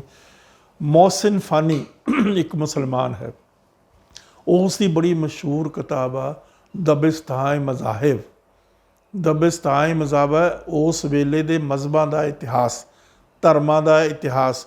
ਔਰ ਇਨਸੀਡੈਂਟਲੀ ਜਿਹੜਾ ਉਹ ਮੋਹਸਿਨ ਫਾਨੀ ਸੀ ਉਹ ਗੁਰੂ ਹਰਗੋਬਿੰਦ ਮਹਾਰਾਜ ਦਾ ਦੋਸਤ ਵੀ ਸੀ ਔਰ ਉਹ ਗੁਰੂ ਹਰਗੋਬਿੰਦ ਮਹਾਰਾਜ ਦੇ ਗੁਰੂ ਹਰਰਾਏ ਸਾਹਿਬ ਦੇ ਬਹੁਤ ਕਲੋਜ਼ ਰਿਹਾ ਔਰ ਉਸ ਨੇ ਆਪਣੇ ਇਤਿਹਾਸ ਦੇ ਵਿੱਚ ਖੁੱਲ੍ਹੇ ਤੌਰ ਦੇ ਉੱਤੇ ਲਿਖਿਆ ਕਿ ਜਿਹੜਾ ਗੁਰੂ ਸੀ ਗੁਰੂ ਹਰਗੋਬਿੰਦ ਮਹਾਰਾਜ, ਉਹ ਆਪਣੇ ਕੋਲ ਹਥਿਆਰਬੰਦ ਫੌਜ ਰੱਖਦੇ ਸੀ, ਲੜਾਈਆਂ ਵੀ ਲੜੀਆਂ, ਯੁੱਧ ਵੀ ਲੜੇ ਆ ਔਰ ਉਹਨਾਂ ਯੁੱਧਾਂ ਦੇ ਵਿੱਚ ਜਿਹੜੀ ਸਿਵਲੀਅਨ ਪਾਪੂਲੇਸ਼ਨ ਹੈ, ਮੈਦਾਨੇ ਜੰਗ ਦੇ ਵਿੱਚ ਲੜਾਈਆਂ ਲੜੀਆਂ, ਮੈਦਾਨੇ ਜੰਗ ਦੇ ਵਿੱਚ ਹਥਿਆਰ ਨਾਲ ਹਥਿਆਰ ਲੜਾ ਕੇ ਲੜਾਈਆਂ ਲੜੀਆਂ ਔਰ ਇਹ ਦਿੱਤਾ, ਪਹਿਲਾਂ ਇਹ ਕਨਸੈਸ਼ਨ ਦਿੱਤਾ ਆਪਣੇ ਦੁਸ਼ਮਣਾਂ ਨੂੰ, ਪਹਿਲਾਂ ਤੂੰ ਵਾਰ ਕਰ, ਫਿਰ ਉਸ ਤੋਂ ਬਾਅਦ ਮੈਂ ਤੇਰੇ 'ਤੇ ਵਾਰ ਕਰਾਂਗਾ। ਲੇਕਿਨ ਉਹਨਾਂ ਨੇ ਕਿਸੇ ਸਿਵਲੀਅਨ ਪਾਪੂਲੇਸ਼ਨ ਨੂੰ, ਜਿਹੜੇ ਉੱਥੇ ਰਹਿੰਦੇ ਲੋਕ ਸੀ, ਚਾਹੇ ਉਹ ਮੁਸਲਮਾਨ ਸੀ ਜਾਂ ਕੋਈ ਹੋਰ ਸੀ, ਉਹਨਾਂ ਨੂੰ ਕਿਸੇ ਕਿਸਮ ਦਾ ਕੋਈ ਨੁਕਸਾਨ ਨਹੀਂ ਪਹੁੰਚਾਇਆ, ਜਾਨੀ ਮਾਲੀ ਕੋਈ ਉਹਨਾਂ ਦਾ ਨੁਕਸਾਨ ਨਹੀਂ ਕੀਤਾ। ਇਹ ਸਾਡੀ ਵਿਚਾਰਧਾਰਾ। ਭਾਈ ਗੁਰਦਾਸ ਦੀਆਂ ਤੁਸੀਂ ਵਾਰਾਂ ਪੜ੍ਹੋ, ਜਿਹੜੇ ਗੁਰੂ ਅਰਜਨ ਦੇਵ ਦੇ ਮਤਲਬ ਕਜ਼ਨ ਬ੍ਰਦਰ ਸੀ, ਸਮਕਾਲੀ ਸੀ, ਗੁਰੂ ਹਰਗੋਬਿੰਦ ਮਹਾਰਾਜ ਦੇ ਸਮਕਾਲੀ ਸੀ। ਉਹਨਾਂ ਨੇ ਆਪਣੀਆਂ ਵਾਰਾਂ ਦੇ ਵਿੱਚ ਬੜੇ ਸੁਚੱਜੇ ਢੰਗ ਦੇ ਨਾਲ ਗੁਰੂ ਹਰਗੋਬਿੰਦ ਮਹਾਰਾਜ ਦੀਆਂ ਸਾਰੀਆਂ ਜਿਹੜੀਆਂ ਐਕਟੀਵਿਟੀਜ਼ ਆ ਉਹਨਾਂ ਦਾ ਬਹੁਤ ਖੂਬਸੂਰਤ ਢੰਗ ਦੇ ਨਾਲ ਵਰਣਨ ਕੀਤਾ ਔਰ ਉਹ ਉਸ ਵੇਲੇ ਇਹ ਮੈਂਸ਼ਨ ਕਰ ਰਹੇ ਆ ਕਿ ਕੁਝ ਭੁੱਲੜ ਲੋਕ ਗੁਰੂ ਹਰਗੋਬਿੰਦ ਮਹਾਰਾਜ ਨੂੰ ਕ੍ਰਿਟੀਸਾਈਜ਼ ਕਰ ਰਹੇ ਆ ਕਿ ਉਹਨਾਂ ਨੇ ਕੁੱਤੇ ਰੱਖੇ ਹੋਏ ਆ, ਉਹਨਾਂ ਨੇ ਘੋੜੇ ਰੱਖੇ ਹੋਏ ਆ, ਉਹਨਾਂ ਨੇ ਹਥਿਆਰਬੰਦ ਫੌਜ ਰੱਖੀ ਹੋਈ ਹੈ, ਇਹ ਔਰ ਉਹ ਇਹ ਕਹਿ ਰਹੇ ਆ ਵੀ ਗੁਰੂ ਗੁੰਮਰਾਹ ਹੋ ਗਿਆ। ਉਸ ਗੱਲ ਨੂੰ ਭਾਈ ਗੁਰਦਾਸ ਕੰਟਰਾਡਿਕਟ ਕਰ ਰਹੇ ਆਪਣੇ ਵਾਰਾਂ ਦੇ ਵਿੱਚ ਔਰ ਇਸੇ ਤਰੀਕੇ ਨਾਲ ਮੋਹਸਿਨ ਫਾਨੀ ਵੀ ਜਸਟੀਫਾਈ ਕਰ ਰਿਹਾ ਗੁਰੂ ਦੇ ਐਕਸ਼ਨਸ ਨੂੰ। ਉਹ ਤੁਸੀਂ ਦੋਨੇ ਜਿਹੜੇ ਬਹੁਤ ਇੰਪੋਰਟੈਂਟ ਕੰਟੈਂਪਰੇਰੀ ਸੋਰਸਿਸ ਆ ਉਹਨਾਂ ਨੂੰ ਘੋਖ ਕੇ ਦੇਖ ਲਓ, ਉਹਨਾਂ ਨੂੰ ਕੱਢ ਕੇ ਦੇਖ ਲਓ, ਉਹ ਅਵੇਲੇਬਲ ਹੈਗੇ, ਮਿਲਦੇ ਆ। ਇਤਿਹਾਸਕਾਰਾਂ ਨੇ ਉਹਨਾਂ ਨੂੰ ਇਸਤੇਮਾਲ ਕੀਤਾ।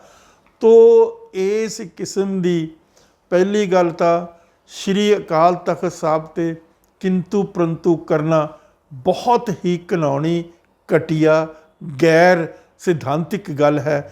ਖਾਸ ਤੌਰ ਦੇ ਉੱਤੇ ਜਿਸ ਤਰ੍ਹਾਂ ਦਾ ਪੰਜਾਬ ਦਾ ਚੀਫ ਮਿਨਿਸਟਰ ਇਸ ਕਿਸਮ ਦੀ ਬੇਤੁਕੀ ਗੱਲ ਕਰ ਰਿਹਾ, ਇਹ ਬੜੀ ਹੀ ਮਤਲਬ ਲੋ ਲੈਵਲ ਦੀ ਗੱਲ ਆ। ਤੂੰ ਖੁਸ਼ ਕਰ ਲਾ ਹਿੰਦੁਸਤਾਨ ਦੀ ਸਰਕਾਰ ਨੂੰ, ਇੰਡੀਅਨ ਸਟੇਟ ਨੂੰ ਖੁਸ਼ ਕਰ ਲਾ, ਪਰ ਉਹਨਾਂ ਤੋਂ ਇਹ ਤਾਂ ਪੁੱਛ ਲਾ ਇੰਡੀਅਨ ਸਟੇਟ ਤੋਂ ਵੀ RSS ਵਾਲੇ ਜਿਹੜੀਆਂ ਐਕਸਰਸਾਈਜ਼ਸ ਕਰਦੇ ਆ ਹਰ ਸ਼ਹਿਰ ਦੇ ਵਿੱਚ, ਹਰ ਹਿੰਦੁਸਤਾਨ ਦੇ ਕਸਬੇ 'ਚ, ਈਵਨ ਪਿੰਡਾਂ ਦੇ ਵਿੱਚ ਵੀ, ਔਰ ਉਹ ਹਰ ਕੋਸ਼ਿਸ਼ ਕਰ ਰਹੇ ਆ ਕਿ ਟਰਾਈਬਲ ਲੋਕਾਂ ਨੂੰ ਕਨਵਰਟ ਕਰ ਲਏ ਹਿੰਦੂਇਜ਼ਮ ਦੇ ਵਿੱਚੋਂ ਔਰ ਉਹਨਾਂ ਨੂੰ ਮਜਬੂਰ ਕਰਕੇ ਉਹਨਾਂ ਦੇ ਉੱਤੇ ਕਿਸੇ ਕਿਸਮ ਦੀਆਂ ਹੋਰ ਬਹੁਤ ਸਾਰੀਆਂ ਚਾਲਾਂ ਚੱਲ ਕੇ ਉਹਨਾਂ ਨੂੰ ਮਜਬੂਰ ਕਰਕੇ, ਉਹਨਾਂ ਨੂੰ ਟੈਂਪਟੇਸ਼ਨਸ ਦੇ ਕੇ, ਉਹਨਾਂ ਨੂੰ ਨੌਕਰੀਆਂ ਦੀ ਟੈਂਪਟੇਸ਼ਨ ਦੇ ਕੇ ਵੀ ਉਹ ਹਿੰਦੂ ਧਰਮ ਨੂੰ ਕਬੂਲ ਕਰ ਲੈਣ। ਹਾਲਾਂਕਿ ਉਹਨਾਂ ਦਾ ਕੋਈ ਆਪਣਾ ਇਸ ਕਿਸਮ ਦਾ ਵਿਲੱਖਣ ਧਰਮ ਹੈ, ਉਹਨਾਂ ਦਾ ਹਿੰਦੂਆਂ ਦੇ ਨਾਲ ਕੋਈ ਲੈਣਾ ਦੇਣਾ, ਕੋਈ ਰਿਸ਼ਤਾ ਨਹੀਂ ਸਿਧਾਂਤਿਕ ਤੌਰ ਦੇ ਉੱਤੇ। ਪਰ ਸਿੱਖਾਂ ਨੇ ਤਾਂ ਕਦੇ ਇਸ ਕਿਸਮ ਦੀ ਗੱਲ ਕੀਤੀ ਨਹੀਂ। ਸਿੱਖਾਂ ਦੇ ਲਈ ਗੁਰੂਆਂ ਦੀਆਂ ਪਰੰਪਰਾਵਾਂ ਪ੍ਰਮੁੱਖ ਔਰ ਅਸੀਂ ਉਹਨਾਂ ਪਰੰਪਰਾਵਾਂ 'ਤੇ ਤਾਂ ਜ਼ਿੰਦਗੀ ਪਹਿਰਾ ਦੇਵਾਂਗੇ। ਜੇ ਅਸੀਂ ਉਸ ਤੋਂ ਬੇਮੁਖ ਹੋਵਾਂਗੇ ਤਾਂ ਅਸੀਂ ਸਿੱਖੀ ਤੋਂ ਵੀ ਬੇਮੁਖ ਹੋਵਾਂਗੇ। ਸਿੱਖਾਂ ਦੇ ਲਈ ਜਿਹੜੀ ਸਮਾਜਿਕ ਜ਼ਿੰਦਗੀ ਹੈ ਉਹ ਸੇਕ੍ਰਿਡ ਹੈ। ਅਸੀਂ ਸਮਾਜ ਦੇ ਵਿੱਚ ਰਹਿਣਾ, ਅਸੀਂ ਸਮਾਜ ਦੇ ਵਿੱਚ ਵਿਚਰਨਾ, ਅਸੀਂ ਸਮਾਜ ਦੇ ਵਿੱਚ ਆਪਣੀ ਵੀ ਪ੍ਰੋਟੈਕਸ਼ਨ ਕਰਨੀ ਹੈ ਔਰ ਜਿਹੜਾ ਕੁਚਲਿਆ ਹੋਇਆ ਸਮਾਜ ਹੈ ਉਸ ਦੀ ਪ੍ਰੋਟੈਕਸ਼ਨ ਕਰਕੇ ਉਸ ਨੂੰ ਪਿਆਰ ਨਾਲ ਉੱਪਰ ਉਠਾਉਣਾ, ਪਿਆਰ ਨਾਲ ਉਹਨਾਂ ਨੂੰ ਬਰਾਬਰ ਲੈ ਕੇ ਆਉਣਾ। ਤੋਂ ਵਰਨ ਆਸ਼ਰਮ ਧਰਮਾਂ ਜਿਹੜਾ ਹਿੰਦੂਆਂ ਦਾ ਜਿਹੜਾ ਉਹਨਾਂ ਦਾ ਸੇਕ੍ਰਿਡ ਪ੍ਰਿੰਸੀਪਲ ਹੈ, ਉਹਨਾਂ ਦਾ ਧਾਰਮਿਕ ਪ੍ਰਿੰਸੀਪਲ ਹੈ, ਉਹ ਕੀ ਹੈ ਕਿ ਸਿਰਫ ਤੇ ਸਿਰਫ ਜਿਹੜਾ ਰਾਜਪੂਤ ਹੈ ਉਹੀ ਸੈਂਕਟੀਫਾਈਡ ਹੈ to make use of arms. ਲੇਕਿਨ ਇੱਥੇ ਗੁਰੂ ਨੇ ਜਦੋਂ ਖਾਲਸੇ ਦੀ ਸਿਰਜਣਾ ਕੀਤੀ ਗੁਰੂ ਨਾਨਕ ਦੇ ਸਿਧਾਂਤ ਦੇ ਉੱਤੇ, ਤਾਂ ਉਸ ਦੇ ਵਿੱਚ ਕਿੰਨੇ ਤਿੰਨ ਦਲਿਤ ਜਿਨ੍ਹਾਂ ਨੂੰ ਖਾਲਸਾ ਸਜਾਇਆ ਗਿਆ ਗੁਰੂ 10ਵੇਂ ਪਾਤਸ਼ਾਹ ਨੇ। ਤਾਂ ਉਹ ਜਿਹੜੇ ਦਲਿਤ ਹੈ ਉਹਨਾਂ ਨੂੰ ਲੈਜੀਟੀਮੇਸੀ ਦਿੱਤੀ ਗਈ ਕਿ ਤੁਸੀਂ use of force for the rights causes ਕਰੋ, ਜਿਹੜਾ ਕਿ ਗੁਰੂ ਨਾਨਕ ਦੇਵ ਮਹਾਰਾਜ ਦਾ ਸਿਧਾਂਤ ਹੈ। ਔਰ ਗੁਰੂ ਹਰਗੋਬਿੰਦ ਮਹਾਰਾਜ ਨੇ, ਗੁਰੂ ਅਰਜਨ ਦੇਵ ਮਹਾਰਾਜ ਨੇ, ਇਸੇ ਤਰੀਕੇ ਨਾਲ ਦੂਸਰੇ ਗੁਰੂ ਸਾਹਿਬਾਨ ਨੇ ਕਰਕੇ ਦਿਖਾਇਆ। ਗੁਰੂ ਹਰਰਾਏ ਸਾਹਿਬ ਦੀ ਫੌਜ ਸੀ, ਉਸ ਦੀ ਫੌਜ 'ਚ ਬਹੁਤ ਵੱਡਾ ਦਸਤਾ ਸੀ ਘੋੜ ਸਵਾਰਾਂ ਦਾ। तो मेरा मतलब कहण दा है कल्ले गुरु हरगोबिंद महाराज ने नहीं, गुरु हर राय साहब ने भी इसे तरीके नाल कीता। तो मेरा मतलब कहण दा है कि इस किस्म दियां बेतुकियां बेबुनियाद बेहूदा किस्म दियां स्टेटमेंटां दे के साडे दे उत्ते इस किस्म दा चिक्कड़ सिੱਟਣ ਦੀ कोशिश मत करो।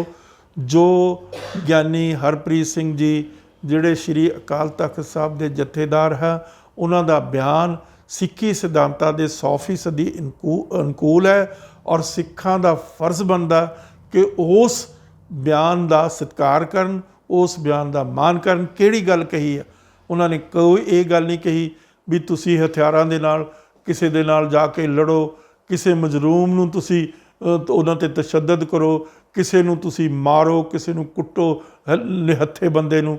ਜਿਸ ਕਿਸਮ ਦੀਆਂ ਗੱਲਾਂ ਅੱਜ ਹੋ ਰਹੀਆਂ ਇਸ ਮੁਲਕ ਦੇ ਵਿੱਚ, ਤੋਂ ਗਿਆਨੀ ਜੀ ਨੇ ਸ਼੍ਰੀ ਅਕਾਲ ਤਖਤ ਸਾਹਿਬ ਦੇ ਜਥੇਦਾਰ ਸਾਹਿਬ ਦਾ ਬਿਆਨ ਬਹੁਤ ਹੀ ਠੀਕ, ਬਹੁਤ ਹੀ ਮੌਕੇ ਦੇ ਉੱਤੇ ਔਰ ਬਹੁਤ ਹੀ ਅਨੁਕੂਲ ਸਿੱਖ ਸਿਧਾਂਤਾਂ ਦੇ ਉੱਤੇ ਦਿੱਤਾ ਹੈ, ਜਿਸ ਦਾ ਸਾਨੂੰ ਸਤਿਕਾਰ ਕਰਨਾ ਚਾਹੀਦਾ, ਜਿਸ ਦਾ ਸਾਨੂੰ ਮਾਣ ਵੀ ਕਰਨਾ ਚਾਹੀਦਾ।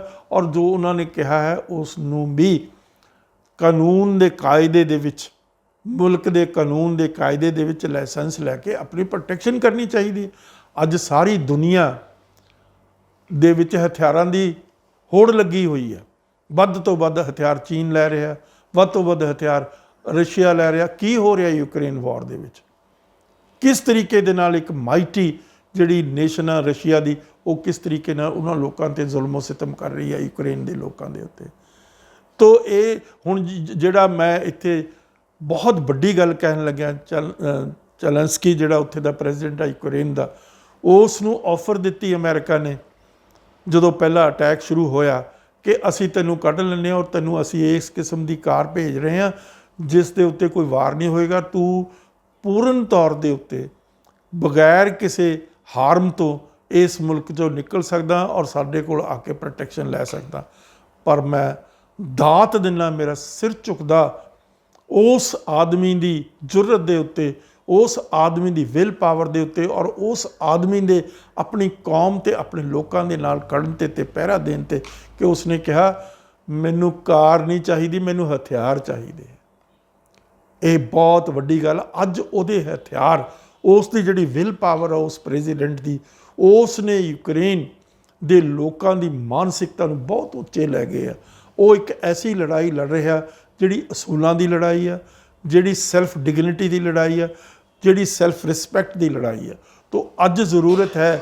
ਔਰ ਮੈਂ ਉੱਥੇ ਜਾ ਕੇ ਇੱਕ ਗੱਲ ਮੇਰੇ ਮਨ ਦੇ ਵਿੱਚ ਬਹੁਤ ਦੇਰ ਤੋਂ, ਮੈਨੂੰ ਜਦੋਂ ਮੈਂ ਛੋਟੇ ਸਾਹਿਬਜ਼ਾਦਿਆਂ ਦੀ ਸ਼ਹਾਦਤ ਬਾਰੇ ਪੜ੍ਹਦਾ ਸੀ, ਸੁਣਦਾ ਸੀ, ਮੇਰੇ ਦਿਲ ਦੇ ਵਿੱਚ ਕਈ ਵਾਰੀ ਖਿਆਲ ਆਉਂਦੇ ਸੀ ਕਿ ਕਿਸ ਤਰੀਕੇ ਦੇ ਨਾਲ ਇੱਕ 7 ਸਾਲ ਤੇ 9 ਸਾਲ ਦਾ ਬੱਚਾ ਮੁਸਲਮਾਨ ਟਾਇਰੈਂਟ ਜਿਹੜੇ ਉਹਨਾਂ ਜਲਾਦ ਹੈ, ਉਹਨਾਂ ਦੇ ਨਾਲ ਅੱਗੇ ਅੱਖ ਨਾਲ ਅੱਖ ਮਿਲਾ ਕੇ ਇਹ ਗੱਲ ਕਹਿ ਸਕਦੇ ਆ ਵੀ ਅਸੀਂ ਇਸਲਾਮ ਕਬੂਲ ਨਹੀਂ ਕਰਨਾ, ਅਸੀਂ ਇਹ ਮਨਜ਼ੂਰ ਕਰ ਲਾਂਗੇ ਸਾਨੂੰ ਇਹਨਾਂ ਇੱਟਾਂ ਦੇ ਵਿੱਚ, ਇਹਨਾਂ ਦੀਵਾਰਾਂ ਦੇ ਵਿੱਚ ਚਿਣ ਦਿੱਤਾ ਜਾਵੇ।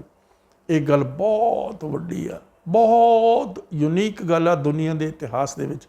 ਔਰ ਮੈਨੂੰ ਯਾਦ ਹੋਇਆ ਇੱਕ ਦਿਨ ਟੀਵੀ ਦੇਖਦੇ ਹੋਏ ਕਿ ਯੂਕਰੇਨ ਦਾ ਇੱਕ 7-8 ਸਾਲ ਦਾ ਬੱਚਾ, ਔਰ ਉਹ ਮਤਲਬ ਹਥਿਆਰਬੰਦ ਰੂਸੀ ਫੌਜੀ ਨੂੰ ਉਹਦੇ ਢਿੱਡ ਦੇ ਉੱਤੇ ਮੁੱਕੇ ਮਾਰ ਕੇ ਕਹਿ ਰਿਹਾ get out of my country, get out of my nation. ਤੋ ਅੱਜ ਜ਼ਰੂਰਤ ਹੈ ਕਿ ਇਸ ਕਿਸਮ ਦੀ ਮਾਨਸਿਕਤਾ ਜਿਹੜੀ ਗੁਰੂਆਂ ਨੇ ਸਾਨੂੰ ਦਿੱਤੀ ਆ, ਜਿਹੜੀ ਗੁਰੂਆਂ ਦੀ ਵਿਰਾਸਤ ਆ, ਉਸ ਨੂੰ ਆਪਣੇ ਮਨਾਂ ਦੇ ਵਿੱਚ, ਉਸ ਨੂੰ ਆਪਣੇ ਤਨ ਦੇ ਵਿੱਚ ਲੈ ਕੇ ਅਸੀਂ ਦੁਨੀਆ ਦੇ ਵਿੱਚ ਵਿਚਰੀਏ ਔਰ ਦੁਨੀਆ ਦੇ ਵਿੱਚ ਜਿਹੜਾ ਜ਼ਾਲਮ ਹੈ ਉਸ ਦਾ ਵਿਰੋਧ ਕਰੀਏ, ਚਾਹੇ ਉਹ ਕੋਈ ਵੀ ਹੋ ਸਕਦਾ, ਕੋਈ ਵੀ ਹੋ ਸਕਦਾ। ਔਰ ਜਿਹੜਾ ਮਜ਼ਲੂਮ ਆ ਉਸ ਦੇ ਹੱਕ ਦੇ ਵਿੱਚ ਖੜਾ ਹੋ ਕੇ ਹਾਂ ਦਾ ਨਾਰਾ ਮਾਰੀਏ, ਉਹਨੂੰ ਪ੍ਰੋਟੈਕਟ ਕਰੀਏ। ਜਿਸ ਕਿਸਮ ਦੀ ਗੁਰੂ ਹਰਗੋਬਿੰਦ ਮਹਾਰਾਜ ਨੇ, ਗੁਰੂ ਨਾਨਕ ਦੇਵ ਮਹਾਰਾਜ ਨੇ, ਗੁਰੂ ਗੋਬਿੰਦ ਸਿੰਘ ਮਹਾਰਾਜ ਨੇ, ਗੁਰੂ ਅਰਜਨ ਦੇਵ ਮਹਾਰਾਜ, ਗੁਰੂ ਤੇਗ ਬਹਾਦਰ, ਸਾਰੇ ਗੁਰੂ ਸਾਹਿਬਾਨ ਨੇ, 10 ਗੁਰੂ ਸਾਹਿਬਾਨ ਨੇ, ਔਰ ਸਾਡਾ ਜਿਹੜਾ ਜਿਉਂਦਾ ਜਾਗਦਾ ਸਾਖਸ਼ਾਤ ਗੁਰੂ ਆ, ਉਹਦੇ ਵਿੱਚ ਇਹ ਸਿਧਾਂਤ ਅੰਕਿਤ ਹਨ। ਔਰ ਉਹਨਾਂ ਸਿਧਾਂਤਾਂ ਨੂੰ ਪੜ੍ਹ ਲਵੋ, ਉਹਨਾਂ ਸਿਧਾਂਤਾਂ ਨੂੰ ਸਮਝ ਲਓ, ਉਹਨਾਂ ਸਿਧਾਂਤਾਂ ਨੂੰ ਅਪਣਾ ਲਓ। ਮੈਂ ਪੁੱਛਣਾ ਚਾਹੁੰਦਾ ਭਗਵੰਤ ਮਾਨ ਜੀ ਤੋਂ ਕਿ ਗੱਲ ਸੁਣੋ, ਤੇ ਤੁਸੀਂ ਆਪਣੇ ਆ ਜਿਹੜੇ ਆਲੇ ਦੁਆਲੇ 70 80 ਜਾਂ 100 150 200 ਬੰਦਾ ਖੜਾ ਕੀਤਾ ਹਥਿਆਰਬੰਦ ਕਮਾਂਡੋ ਜਿਨ੍ਹਾਂ ਨੂੰ ਤੁਸੀਂ ਕਹਿੰਦੇ ਉਹ ਕਿਉਂ ਰੱਖੇ ਹੋਏ ਆ ਬਾਈ? ਉਹ ਕਿਉਂ ਰੱਖੇ ਹੋਏ ਆ? ਹਟਾ ਦਿਓ ਉਹਨਾਂ ਨੂੰ। ਇਸੇ ਤਰੀਕੇ ਦੇ ਨਾਲ 80 ਹਥਿਆਰਬੰਦ ਕਮਾਂਡੋ ਤੁਸੀਂ ਕੇਜਰੀਵਾਲ ਨੂੰ ਕਿਹੜੇ ਮਤਲਬ ਰੂਲਸ ਰੈਗੂਲੇਸ਼ਨਸ ਕਿਹੜੇ ਕਾਨੂੰਨ ਦੇ ਮੁਤਾਬਕ ਉਹਨਾਂ ਨੂੰ ਦਿੱਤੇ ਹੋਏ ਆ? ਉਹਨਾਂ ਨੂੰ ਤਾਂ ਆਲਰੇਡੀ ਜ਼ੈਡ ਸਿਕਿਉਰਿਟੀ ਮਿਲੀ ਵੀ ਆ ਸੈਂਟਰਲ ਗਵਰਨਮੈਂਟ ਕੰਨਿਓ। ਤਾਂ ਮੇਰਾ ਮਤਲਬ ਦੂਜੇ ਪਾਸੇ ਤੁਸੀਂ ਇਸ ਕਿਸਮ ਦੀ ਬੇਤੁਕੀਆਂ ਮਤਲਬ ਇਲਜ਼ਾਮ ਤਰਾਸ਼ੀ ਕਰਦੇ ਹੋ ਜਿਸ ਦੀ ਕੋਈ ਬੁਨਿਆਦ ਨਹੀਂ, ਜਿਸ ਦਾ ਕੋਈ ਇਤਿਹਾਸ ਨਹੀਂ, ਜਿਸ ਦਾ ਕੋਈ ਸਿਧਾਂਤ ਨਹੀਂ। ਤੇ ਜੇ ਜਥੇਦਾਰ ਸਾਹਿਬ ਨੇ ਗੱਲ ਕਹੀ ਹੈ ਬਹੁਤ ਹੀ ਮਾਕੂਲ ਹੈ, ਬਹੁਤ ਹੀ ਮੁਨਾਸਿਬ ਹੈ, ਬਹੁਤ ਹੀ ਮਤਲਬ ਟਾਈਮਲੀ ਹੈ। ਮੈਂ 100% ਉਹਨਾਂ ਦਾ ਸਤਿਕਾਰ ਕਰਦਾ ਔਰ ਆਪਣਾ ਸਿਰ ਝੁਕਾਉਂਦਾ ਸ਼੍ਰੀ ਅਕਾਲ ਤਖਤ ਸਾਹਿਬ 'ਤੇ ਔਰ ਇਸ ਕਿਸਮ ਦੀ ਸਟੇਟਮੈਂਟ ਦੇ ਉੱਤੇ ਜਿਹੜੀ ਜਥੇਦਾਰ ਸਾਹਿਬ ਨੇ ਦਿੱਤੀ ਆ। ਧੰਨਵਾਦ। ਵਾਹਿਗੁਰੂ ਜੀ ਕਾ ਖਾਲਸਾ, ਵਾਹਿਗੁਰੂ ਜੀ ਕੀ ਫਤਿਹ।